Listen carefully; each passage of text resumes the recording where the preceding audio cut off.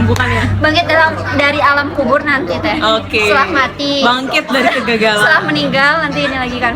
Nah, ya bangkit dari apa itu? Halo guys, gimana kabar hatinya? Kabar semangatnya? Kabar imannya? Dan kabar dompetnya? Welcome to my YouTube channel. Progress me up, ready to level up.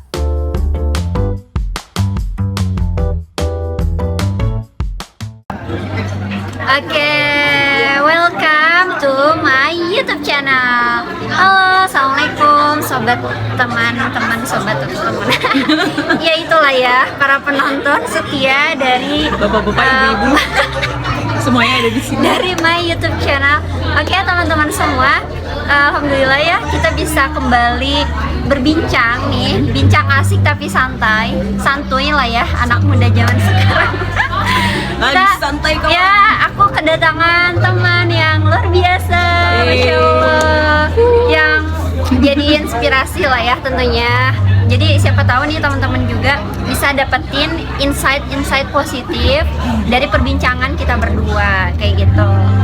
Oke nih, sebelumnya kita kenalan dulu siapa nih kira-kira yang ada di sebelah aku ya. Oke teh, boleh kenalin dulu siapa namanya, terus apa kesibukannya, terus sekarang lagi ngerjain project apa, atau misalkan ya pokoknya kenalin deh, terus teteh itu siapa sih gitu. Oh gitu ya. Ini udah pernah kenal gak sih? Ketenang lagi. Aduh. Kayaknya belum teh. Oh kayaknya belum ya? Belum. Oke, hello teman-teman semuanya, nama aku Diti Fitriani. Aku sekarang, ya aku sebagai seorang pengajar, tapi di sisi lain aku juga lagi ngerjain project Tutor Abdi ya namanya. Itu salah satu platform belajar online ya. Tapi itu kita lagi bangun banget ya. Dan sekarang aku lagi ikutan event Beauty Muslim Indonesia. Wow, Muslimah ini ada Miss kita, Miss Beauty Muslimah teman-teman. Jangan lupa vote ya. Jangan lupa vote ya teman-teman. Oke, nanti deskripsinya di link. Linknya nanti di deskripsi. Maaf salah. Oke. Terus selain itu kesibukannya apa teh? Oh ya, teh ini seorang founder dari Soft Skill Education ya teman-teman. Yang mana di dalamnya ada kelas penulisan, public speaking. Iya. Kemudian apa lagi teh? Apa ya, ada Kepenulisan, bahasa public Inggris. speaking, bahasa Inggris, digital marketing. Pokoknya banyak banget ya. Pokoknya banyak lah. Nanti ikutan. Tempatnya di mana sih teh?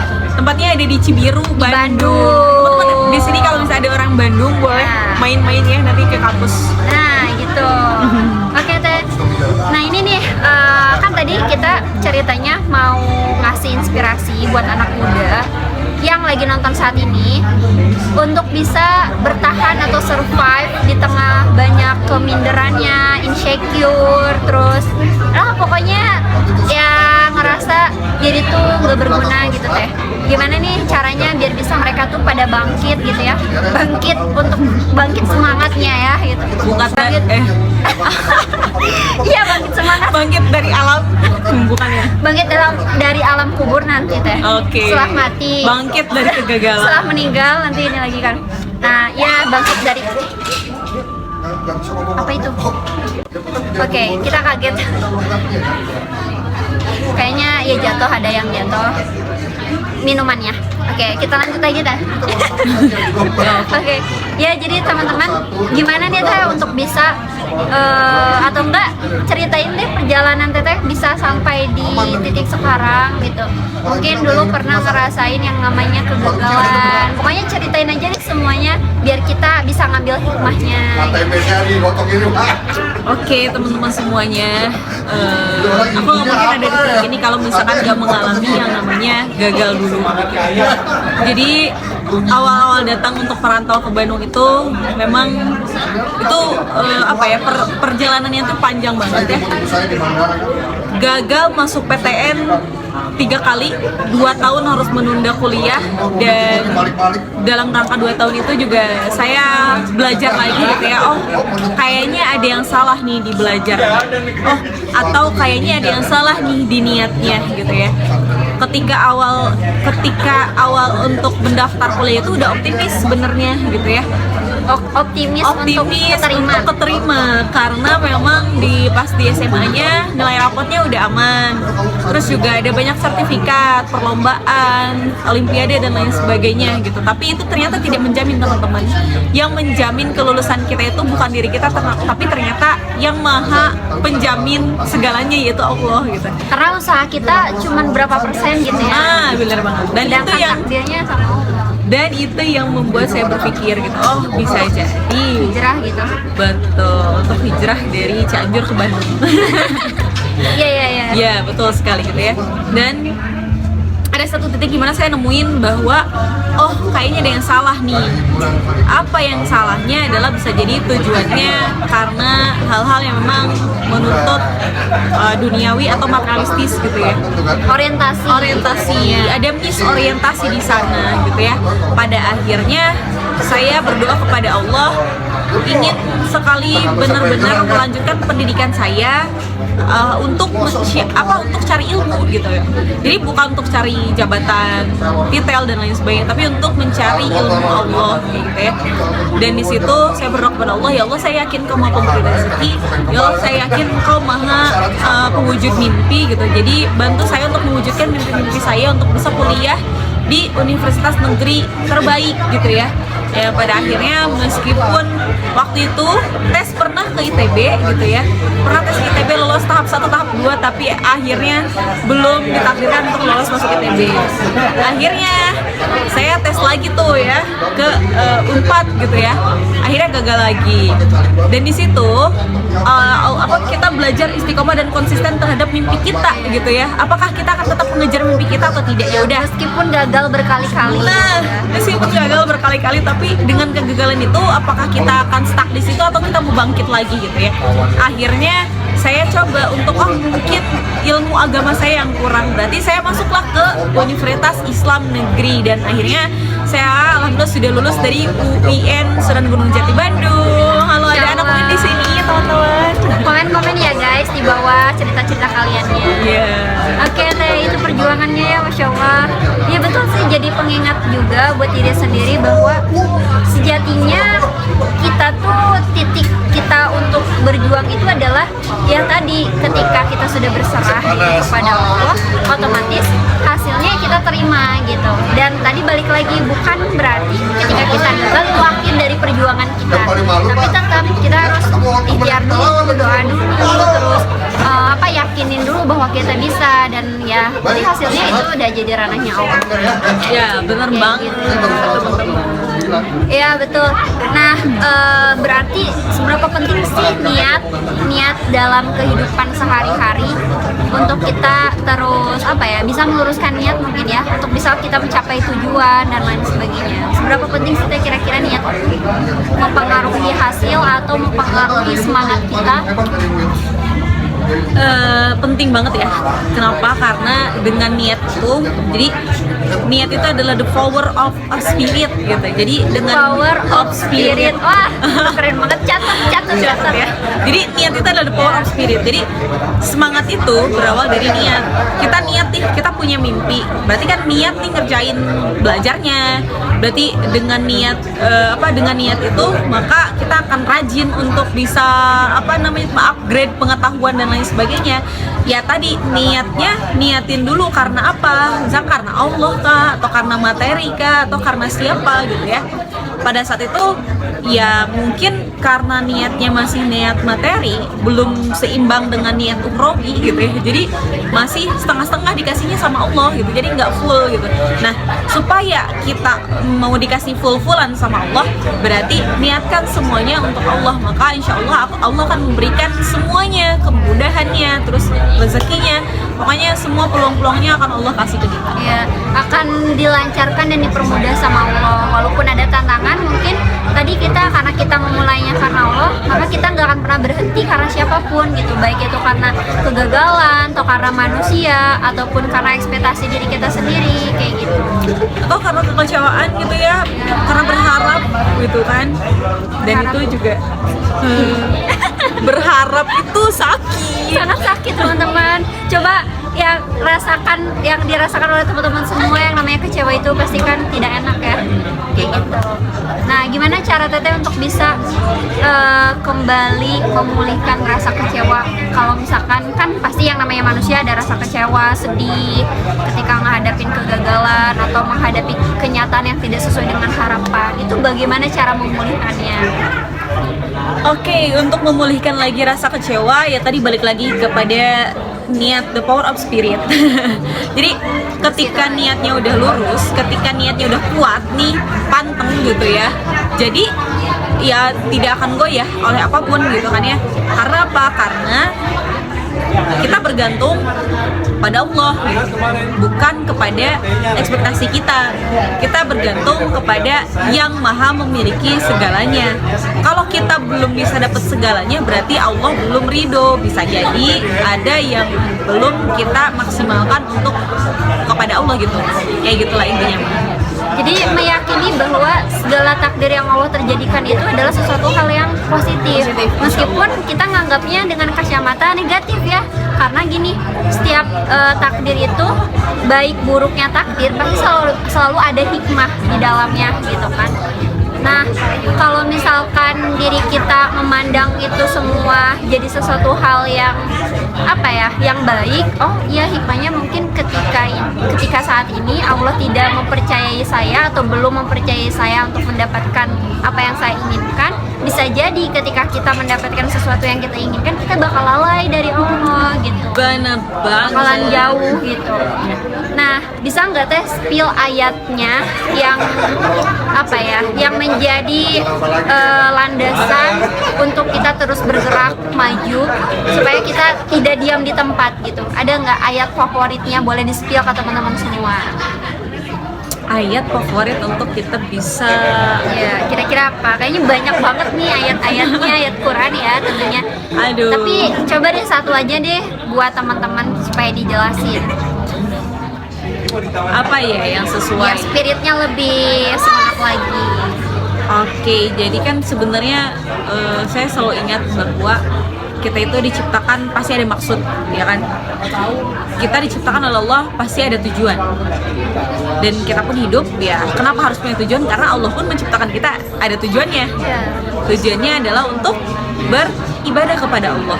Jadi niatkan segala sesuatu yang kita lakukan adalah untuk beribadah kepada Allah. Dan insya Allah nilai ibadah itulah yang akan kita tuai di hari esok. Hari esok itu adalah di hari akhir nanti gitu ya. Jadi jangan mikirin, maksudnya jangan berpikir jauh ke depan kalau misalkan kita masih mikirin hal-hal yang memang bukan urusan kita. Misal nih ya, kita harus membersamai setiap kegiatan kita itu ada Allahnya gitu. Kayak gitu, biar segala sesuatu yang kita lakukan itu tuh bernilai ibadah di hadapan Allah. Tentang ibadah, berarti ayat apa tuh Teh ayatnya? Az-Zariyat ayat 56.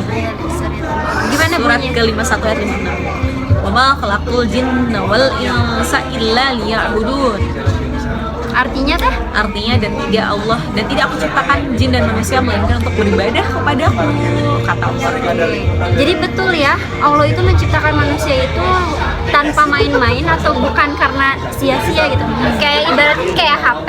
HP juga diciptain pasti ada tujuannya kan teman-teman. Apalagi kita manusia, tentu diciptakan sama Allah ada tujuannya gitu. Jadi kita harus bisa mengingat kembali hakikat tujuan kita apa supaya kita bisa mengejar cita-cita tadi. Karena kan tadi ujungnya itu adalah ya nanti di akhirat nanti gitu yang kekal gitu. Karena setelah kita menggapai karir kita dan lain sebagainya, tentu nanti endingnya ya nanti pasti ke alam kubur lagi kan gitu. Kita bakalan meninggal gitu. Dan puncaknya itu adalah penentuannya apakah mau neraka atau surga gitu. Dan itu semua kita sendiri yang menentukannya ya. Memang yang namanya hijrah dan istiqomah itu lumayan ya tantangan besarnya gitu kan. Tapi apa sih yang menjadi penguat atau kita biar bisa konsisten melakukan kebaikan, atau misalkan kita konsisten dalam mengambil hikmah? Karena kan penting sekali ya, sekalipun kita gagal kan harus bisa mengambil hikmah supaya kegagalan itu bukan menjadi sia-sia gitu. Bukan hanya sakitnya aja yang dirasain ya gitu, tapi dari kegagalan tersebut hikmahnya tuh apa gitu. Nah itu gimana sih cara bisa biar mindset atau pola pikir kita tuh terkoneksi sama hikmah gitu Teh? Gimana kira-kira? Jadi pola pikir atau mindset ya. Ya. Jadi mindset yang harus dimiliki oleh seorang muslim ya pada umumnya sebenarnya adalah ketika kita diterjadikan sesuatu, pasti kan pandangan kita langsung negatif ya, tanpa ada hikmah sama sekali yang bisa diambil. Nah, sebenarnya saya selalu ingat dengan ayat Quran, di dalam Al-Quran tuh Allah tuh bilang gini, bisa jadi yang buruk menurut kamu itu baik menurut Allah, dan bisa jadi yang baik menurut kita tuh tidak baik menurut Allah gitu ya. Jadi hal-hal yang misalkan di Allah terjadikan kepada kita buruk, tapi padahal ada maksud yang baik yang pasti bakal Allah rencanakan untuk kita. Dan itulah yang menjadi penguat kenapa kita harus mengambil hikmah, karena bisa jadi di setiap kebaikan itu ada keburukan, dan di setiap keburukan pasti ada kebaikan gitu. Jadi tidak semua hal yang buruk itu buruk, tidak semua hal yang baik itu baik gitu. Jadi standar ukurannya dari mana? Dari Al-Quran. Betul ya, karena kadang kita ngerasa sempitnya hati kita gitu kan untuk menerima sebuah takdir atau kenyataan itu adalah sudut pandang kacamata kita yang terlalu sempit dalam memaknainya. Padahal memang itu tuh adalah kan antara anugerah dan musibah gitu ya. Anugerah itu bisa jadi mendekatkan kita kepada Allah, bisa jadi adanya anugerah malah menjauhkan kita dari Allah. Terus ada juga musibah yang datang kepada kita, bisa jadi itu kita mendekatkan diri kepada Allah, bisa jadi adanya musibah itu menjauhkan diri kita kepada Allah. Jadi kedua hal tersebut, baik itu anugerah atau musibah, itu semua adalah hal yang bisa kita syukuri gitu ya teman-teman. Sekalipun kita dapat musibah atau ya kegagalan, bisa kita syukuri dengan kacamata iman tadi tentunya, dengan mengambil hikmah. Oke, itu Masya Allah banget ya, karena memang sih kalau secara ngomong kayak gini tuh apa ya Teh, ringan gitu ya, tapi pada kenyataannya tuh berat guys gitu kan. Tapi harus belajar, Ya, harus belajar berproses, dan tentunya memiliki partner untuk saling ngingetin gitu ya dalam ketaatan kayak gitu. Betul banget. Kalau kita hidup sendiri dan gak ada yang ngingetin kita, gak ada yang membersamai kita dalam jalan istiqomah hijrah itu, maka akan mudah tergoyahkan dan akan mudah terombang-ambing gitu, kembali gitu. Terus balik lagi ke jalan yang gelap yang dulu gitu ya, tuh akan lebih besar tarikannya gitu, kayak gitu. Karena memang punya partner sih, karena sendiri itu berat banget teman-teman. Memang ya ibaratnya kayak misalkan kita nih lagi sendirian di rumah, orang lain kan nggak ngelihat apa yang kita lakuin gitu kan. Terus tiba-tiba kita scroll atau kita rebahan atau kita misalkan sekarang kan banyak ya kasus-kasus kayak terjadinya judi online, terus apalagi tuh pokoknya hal-hal yang kekerasan dan lain sebagainya. Itu ya Allah gitu kan, kayak ngerasanya miris banget, sedih banget gitu. Makanya kalau misalkan kita nggak diperkuat oleh lingkungan pertemanan yang dimana lingkungan itu positif, ya kita akan terbawa arus. Apalagi ya yang mengikat kita itu adalah keimanan gitu. Jadi kita harus sadar dengan keimanan kita sendiri kayak gitu. Iya benar banget. Jadi luar biasa. Pokoknya kekuatan seorang support system lah ya. Biasanya dalam hidup kita tuh perlu dan butuh banget ya, karena dulu aja tuh Rasulullah tuh ada support systemnya ya. Rasulullah support systemnya siapa? Malaikat Jibril. Terus kemudian para sahabat gitu ya, Abu Bakar, Umar, Utsman, Ali. Support systemnya siapa? Ya Rasul gitu ya. Terus ya pokoknya harus support system itu penting dalam hidup kita ya. Jadi harus yang mendukung ya. Kan ada juga lingkungan yang toksik yang dimana dia tuh malah kompetisinya tuh malah main sikut gitu. Jadi kayak ada curang atau misalkan malah iri dengki atau misalkan ya malah negatif. Jadi kalau dia berhasil tuh atau dia sukses itu, dia malah temennya itu malah iri, malah dengki dan gak suka ngelihat dia bahagia gitu ya. Nah itu bener-bener toxic circle gitu ya. Bukan support system gitu. Tapi kalau support system itu yang orang-orang yang mendukung kita ketika kita melakukan segala sesuatunya, di support ya gitu, terutama melakukan hal-hal kebaikan. benar banget gitu. guys. Jadi Pokoknya semuanya ada dalam diri kita. Pilihan hidup kita tergantung dengan siapa. Maksudnya dengan siapa kita bergaul, dengan siapa kita berinteraksi, dengan siapa kita berbicara. Nah, itu akan berpengaruh kepada circle atau lingkungan kita tadi gitu ya. Oke, mungkin terakhir kita bakalan ngomongin tentang apa ya, mental yang rapuh gitu teh untuk anak-anak muda di zaman sekarang yang ya dikit-dikit baperan atau misalkan ya, karena aku juga pernah ya ngalamin hal itu gitu. Jadi gimana sih tipsnya dalam mengatasi itu semua? Dan karena nggak bisa dipungkiri ya gitu, banyak orang-orang yang masuk ke DM gitu, terus bercerita mereka tuh banyak yang disakitin sama pokoknya sama orang-orang yang ada di sekitarnya. Terus circle-nya tuh ya toksik banget lah, bahkan sampai ada yang cerita pengen bunuh diri tuh ada di DM masuk gitu. Terus ada orang yang apa ya, pokoknya mentalnya tuh kena, gimana caranya gitu ya, biar mereka tuh bisa pulih kembali dan ya sembuh lah gitu. BTW selamat ya. Ini juga adalah orang yang sudah berhasil melawan mentalnya ya, mental. Karena zaman sekarang tuh mental illness ya teman. Ya namanya tuh mental illness. Jadi memang setiap orang tuh punya mental, maksudnya punya penyakit mental sendiri masing-masing tuh ada gitu ya. Inner child-nya pasti punya gitu ya, setiap manusia atau setiap anak-anak di zaman sekarang ya. Pola asuh dan lain sebagainya, dan itu yang bisa menjadikan mereka di masa depan tuh kayak teringat kembali ingatan-ingatan yang membuat mereka sakit hati ketika dewasanya gitu ya. Apa yang harus kita lakukan adalah penerimaan dulu sebenarnya, menerima bahwa oh dulu saya pernah disakiti, oh iya dulu saya pernah mengalami hal itu, oh saya pernah akui itu. Sedih boleh itu adalah salah satu respon diri, nggak apa-apa, itu normal gitu teman-teman. Tapi balik lagi bahwa oh yang menterjadikan itu adalah Allah. Oh yang membuat aku seperti itu, sakit hati dan lain sebagainya itu Allah. Kalau aku nggak dibegitukan, mungkin aku mentalnya, maksudnya mungkin aku nggak akan jadi sekuat ini, mungkin aku nggak akan jadi setangguh ini gitu ya. Jadi bisa jadi apa yang sudah terjadi di masa lalu, hal-hal yang buruk menurut kita, tapi bisa jadi baik di masa depan untuk kita gitu. Karena kita udah tahu cara melawannya seperti apa, dan kita udah tahu apa yang harus kita lakukan ketika ada sikap-sikap yang kurang baik. Oh berarti kita jangan seperti itu, oh berarti kita harus memutus rantai itu gitu ya. Jangan sampai rantai itu akan terus ada gitu, tapi kita stop dan hilangkan hal-hal yang negatif, diganti dengan hal yang positif seperti itu. Iya, karena kan kalau misalkan kita berbicara dan memaafkan, mengikhlaskan gitu, berdamai dengan diri sendiri ya. Benar banget. Iya, karena kan kalau misalkan kita lihat nih di para sahabat itu mentalnya tuh pada tangguh-tangguh, pada kuat-kuat gitu. Nah, jadi ya mungkin kita bisa melihat ya para pejuang dulu gitu, para tokoh-tokoh dahulu, kisah-kisahnya mungkin kita baca ya teh gitu, biar supaya kita oh iya ternyata aku perjuangannya ya baru segini tapi udah kayak lembek banget gitu. Oh, ternyata iya ya gitu.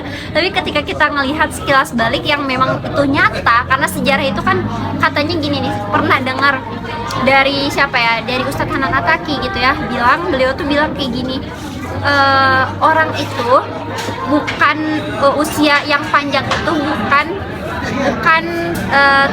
bukan umurnya, bukan masalah umurnya, tapi masalah dia mengetahui berapa banyak tentang kisah sejarah.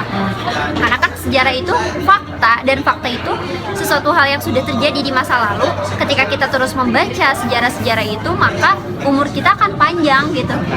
Iya, dan itu akan merubah pola mindset kita supaya kita tadi bisa akhirnya melahirkanlah sebuah tindakan atau perbuatan kayak gitu. Oke, jadi istilahnya jas merah, jangan sekali-kali lupakan sejarah. Nah itu. Apalagi sejarahnya adalah sejarah orang-orang yang tangguh, orang-orang yang kuat. Jadi itu adalah gambaran, oh cara kita untuk tangguh itu seperti itu.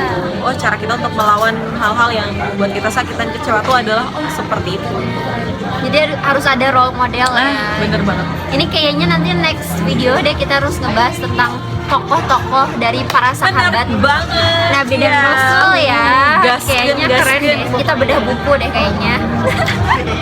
Oke, mungkin ada kesan-pesannya nggak sih untuk para pemuda yang khususnya nih orang-orang yang pengen hijrah dan istiqomah untuk konsisten gitu? Gimana nih Teh pesan-pesan kesan-pesan terakhirnya? Sebenarnya yang membuat kita sulit itu adalah istiqomah ya. Kalau hijrah mungkin masih bisa dibilang, maksudnya nggak mudah juga sih sebenarnya, cuman istiqomah yang lebih susah gitu ya. Terus kemudian terkait kegagalannya, maksudnya seorang penemu lampu mungkin yang kita kenal ya, Thomas Alva Edison itu mengalami 999 kali kegagalan, tapi dia menemukan satu keberhasilan di akhir di 1000 percobaannya. Jadi jangan sampai kita merasa gagal, jangan sampai kita merasa paling berdosa gitu ya. Sedangkan Allah tuh masih memberikan 1000 rahmat untuk kita. Betul, ampunannya luas. Bahkan ampunan dan maghfirahnya masih luas. Jadi jangan sampai lelah gitu ya. Untuk meminta dan bertaubat kepada Allah supaya kita diberikan terus rahmat dan hidayahnya oleh Allah. Insyaallah. Oke, itu dia teman-teman, sangat menginspirasi kita semua ya. Semoga bisa men-charger kembali semangat teman-teman untuk bisa meraih semua impiannya dan bermanfaat untuk banyak orang. Oke, mungkin cukup sekian ya dari kita. Mudah-mudahan nanti kita bisa berbincang lagi ya Teh untuk di podcast selanjutnya. Mungkin cukup sekian dari kita. Kita pamit undur diri teman-teman semua. Ada pantun dong. Oh, ada pantun dulu. Oke. Pantunnya adalah bubur sumsum dikunyah-kunyah. Cakep. Assalamualaikum semuanya. Itu adalah pantun andalan. Iya, pantun andalan. Oke teman-teman, see you next time. Bye bye.